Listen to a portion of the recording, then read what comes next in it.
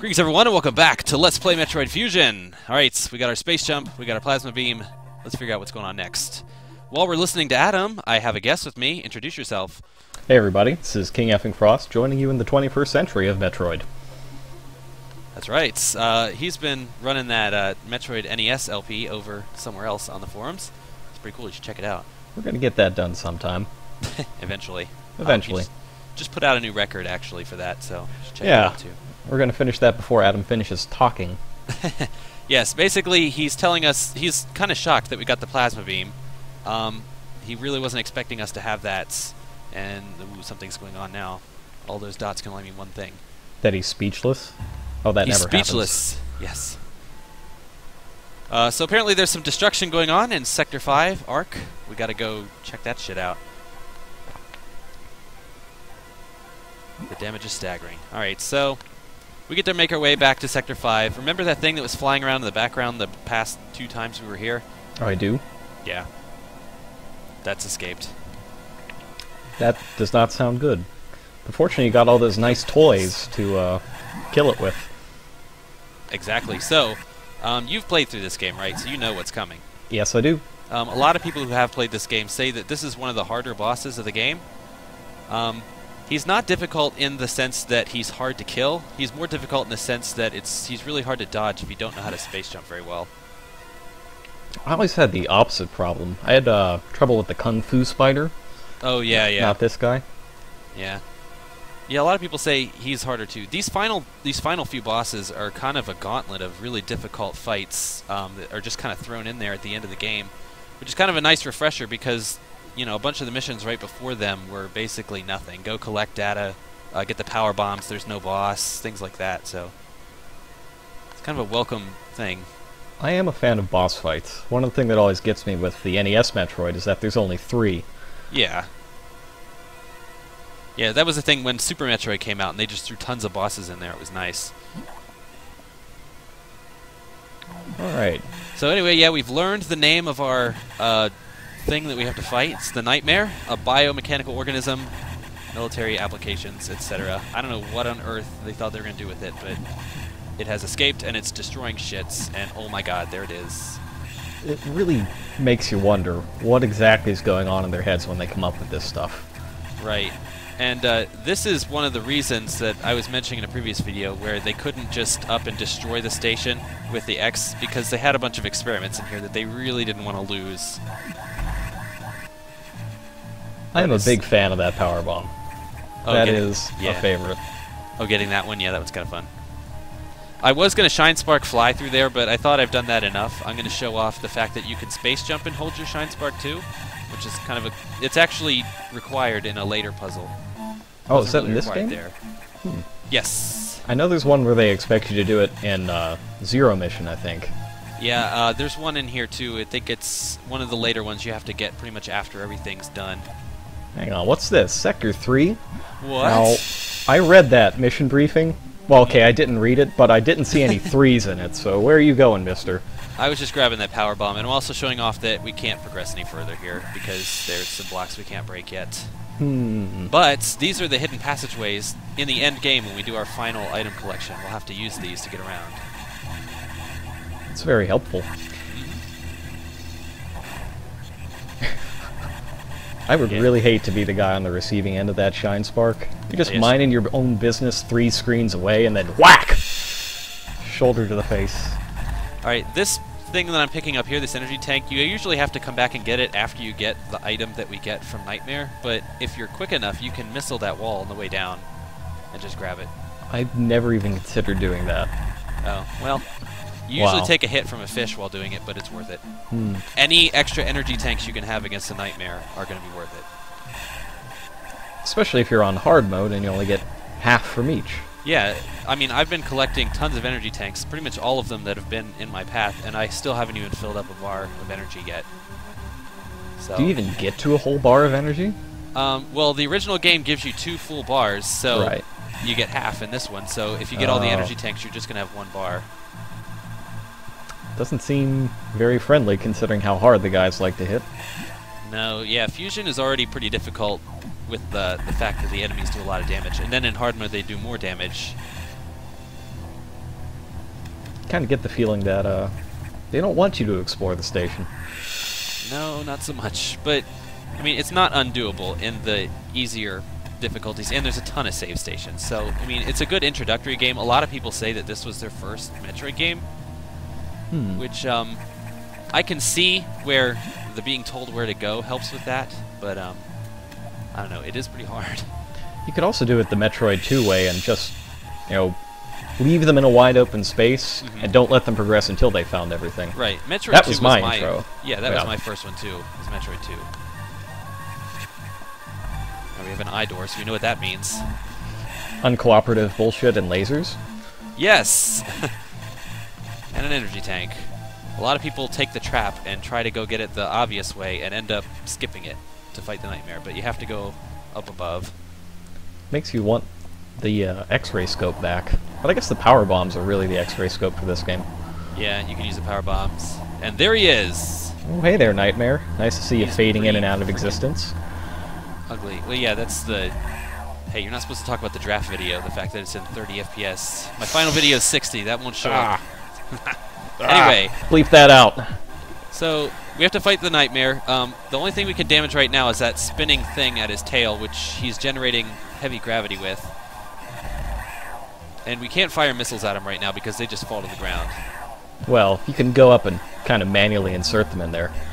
Yeah, if you want to get that close. That's what I do, but then again, I usually have, you know, energy tanks. Yeah, way more life here. So this is the first stage. It's not too difficult. He has a really predictable pattern of just going up and down and back and forth. Nice of them to give you that little safe spot in the corner. Yeah, you can hang out in the corner if you don't want to get hit. Oh god, it's hideous. It is quite hideous. After a while, yeah, his tail falls off. He can't generate gravity anymore, and all he can do now is pretty much just chase you and shoot you. So this is the part that makes him really difficult. People who don't know how to space jump very well get stuck here because they get hit a lot and just die. Now does he stops if he hits you once. He doesn't keep dancing around? No, he'll keep going. The only way he stops is if you get him in this... There's a sweet spot to get him into where he'll stop, and it's kind of hard to get him in there. And but, also have him stop at the right height to fire missiles in there. True, yeah. A lot of times... sometimes I'll get him stopped, and he'll be stuck in the ceiling, and can't do anything about that. One thing you can do, though, is shoot him as you're space jumping if you are so inclined. Now, a trick about the speed jump, or the space jump, that could help you out is to remember that the way to do it is you have to push the jump button as you're coming down. A lot of people hit the jump button too fast and then it doesn't work. You have to do it as you're coming downward, or it doesn't work at all. I feel like I'd blame that on the manuals for these games. I'm not sure which game's manual it was, but I know there's one that says that you jump perpetually by pressing jump at the top of each jump. Oh, yeah. I don't know which one said that, but that's not how it works at all. So anyway, the nightmare's taken care of, and as you can see, even though I kind of know what I'm doing, I still ended up with only 264 health left, so he's a son of a bitch when it comes to damage. More than low enough for the Corex to kill you if you're not careful. Yeah. Not that that's ever happened to me. Not that you're willing to admit, right? No, definitely not. Well, I will admit that this isn't my first run of the Nightmare for this recording. Usually for this LP, I do a few recordings. A lot of them get scrapped when there's a death. So I will say that I have died to him. And we get what I think is the prettiest looking suit in the game. This game, at least. It's a gravity suit. Looks pretty cool. Good old gravity suit. Yeah, it does look a lot better than the sort of puke green, horrible Varia suit. Oh yeah, anything's better than that. So I prefer this suit to the others in the game. The fusion suit's not so bad, but now we can shine spark underwater. It's pretty awesome. Kind of makes me wonder what all this water is doing in Ark in the first place. I mean, they've got a whole sector for that. Yeah, I wonder what that means. Interesting. Something's probably going to happen. There's probably some way that they're connected. I've got it. They're making a live-action recreation of Happy Feet, and they need an environment for the penguins. Pretty much. There's a power bomb that a lot of people can forget about. Usually you just run straight through to Aqua. You don't even think to stop there, but There's a power bomb there. And here we are. Sector 4, Aqua. We're not really supposed to be here. Adam didn't tell us to be here, but hell, why not? Let's just explore. He did tell you to go to Sector 3. You're already a rebel. That's right. This is actually one of my favorite areas in this whole game. I think it's just a cool environment to be in, and it's, you know, it's like Meridia except not so dark. Yeah. Actually, I was a big fan of Meridia and Super Metroid to begin with. We even have a throwback there. We got the mini Dragons. What this, I think, was kind of missing was like an icy water area. Like the part of Meridia I really liked was the icy brick area, and there was never really anything quite like it in here. Yeah. Now this is where you start that crazy sequence of shine sparking that gives you the secret message. I'm actually going to show that off in a bonus video, so you'll see what that is. I'm not going to do that here. I'm going to do it the normal way. Oh, this room is miserable. I yeah. hate this room. Give me an X-ray scope and it's fine, but just relying on power bombs, not so much.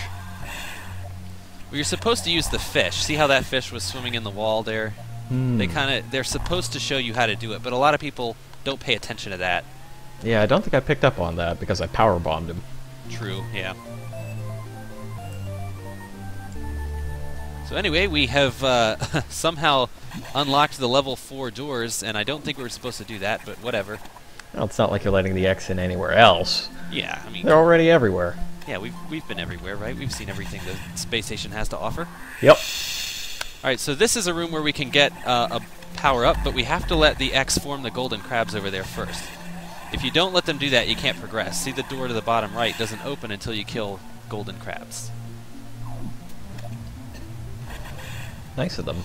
Yeah. Well, at least they have the tutorial for that earlier in the game. That's always something that got me, was making the X reform. Goes against my base instincts to eat them all. Right. You have to be patient. Just let them do what they got to do. So there's an energy tank that a lot of people miss. It's actually kind of in a nice hidden place in this wall, too. It's not really very obvious. What I want to know is why all those crabs are just kind of sitting there shooting at nothing. I don't know. They got stuck somehow. Yeah, so anybody who says that you don't have to explore in this game has never 100%ed it. Probably also never really completed it. True. So once you get to this part, you're totally off the map. You don't have any direction. Yeah, basically every mission after... Well, basically every mission starting now is going to be us just wandering around and running into things accidentally. Yeah, that power bomb's a tricky one, too. I actually could have gotten that power bomb much earlier in the video, but I had forgotten it, so I went back to go get it. This one, too, you can get as soon as you come to this area. Looks like they forgot to paint the blocks here. Got this nice environment. Breakable blocks. Just throw them in there. I guess they felt the need to make them really obvious. I don't know. Maybe they have to get the entire spectrum of concealed items. Because there's some pretty nasty stuff in here. Oh, yeah. That you haven't come up to yet. Right. Also, if you're not careful, you can die pretty easily in this area, especially these mermaid pirate types. They swim really fast, and they shoot the lasers at you, and sometimes they can get to you before you get a charge shot off. Like in this pit, yeah, where they all form. This is a nasty pit right here. Fishes, mermaid pirates, everything else under the sun, just to get a missile expansion. Well, you gotta get every missile you can, otherwise you can't fire them off with reckless abandon. Yeah, and that's the whole point. Yes. Also, the mini Dragons, you can only kill them from their stomach side. You can't shoot them from the back, so... Nice little thing to think about. Yeah. Were they like that in Super Metroid? It was the same thing as regular Dragon. I don't know about the mini ones, but you can't really kill them because they sink beneath the sand and then just shoot at you. Yeah. Right. Well, I always killed Dragon the fun way with the grapple beam. See... Or the grapple thing, yeah. That's why I miss not having the grapple beam in this game. Yeah. It's kind of an odd thing not to have. You bring back everything else from... I wonder if the SAX has the grapple beam. Well, she might. Who knows? She can already do the Sub-Zero fatality. Why not Scorpion as well? Alright, we can't go up in that room because those little puffer things block our way. And there was kind of a tutorial where you can break those whatever they are, columns of meat with a Shine Spark. Yeah, those things are pretty hideous. Yeah, it wasn't really required to do there. That was just to get that item. We are going to do it in this room too to get a Power Bomb expansion. That's another nasty hidden one. Yeah, not really, you don't really think to do it. You might think if you got the previous item, though, but that's about the only way you're going to find either. Yeah. I got that Shine Spark. I wonder who's going to get it this time. Well, I just hate climbing up this room by freezing the puffers, so I'm just going to fly up. That is the appropriate course of action, I think. Alright, now, if you can get to the navigation room without getting the special item from this data room, you get a secret message. Now, normally you can do this crazy Shine Spark trick, which is what they expect you to do, but in this room, in the North American release, they had 3 rows of puffers, and there was a puffer down there on that corner that I'm shooting at. And if you got it just right, you could freeze them and skip that whole Shine Spark nonsense and still get the same message. But when they re-released it in Japan, they removed it. So that's why it wasn't there. And we've got a diffusion missile, which is something we weren't told to pick up, but whatever. I weren't even told it existed. Basically what you do is charge up the missile, and it does this kind of diffusion effect where it freezes everything in its area. I am a fan. I actually really like the diffusion missiles, even though there's no real... I mean, they don't help you out other than basically that one point in the game. Yeah. But I still think they're really cool. Yeah, it's cool for freezing whole rooms full of enemies if you don't really want to deal with them. See the Ice Beam do that. Yeah. Well, actually, there was that Ice Beam shield thing in Super Metroid that would surround you. That kind of... I mean, it didn't fly through the room, but you could freeze stuff as you ran past them. Yeah. Alright, so we're going to go pick up the final pickup in Sector 4, and then we're done with Sector 4 for the whole game. Kind of sad. I'll miss running headlong into electrical wires. Yeah, I actually like Sector 4. It's one of my favorites. And unfortunately, we don't get to come back here, but whatever. So I'm going to show off on the map. You see the check marks on the top there. We've gotten everything. Oh, just 4 more missile expansions. When you play through hard mode, or if you play through the game a second time, it usually has a check-off where you can see how many of the items are in each section. You don't get that in the normal game unless you've beaten it. Nice feature. Remember they did something like it in Prime 3, I think, but not quite as detailed. Right. Well, anyway, that's going to be it for this one. I want to thank you for joining me. My pleasure. All right, and we'll see you guys next time. Later. Later.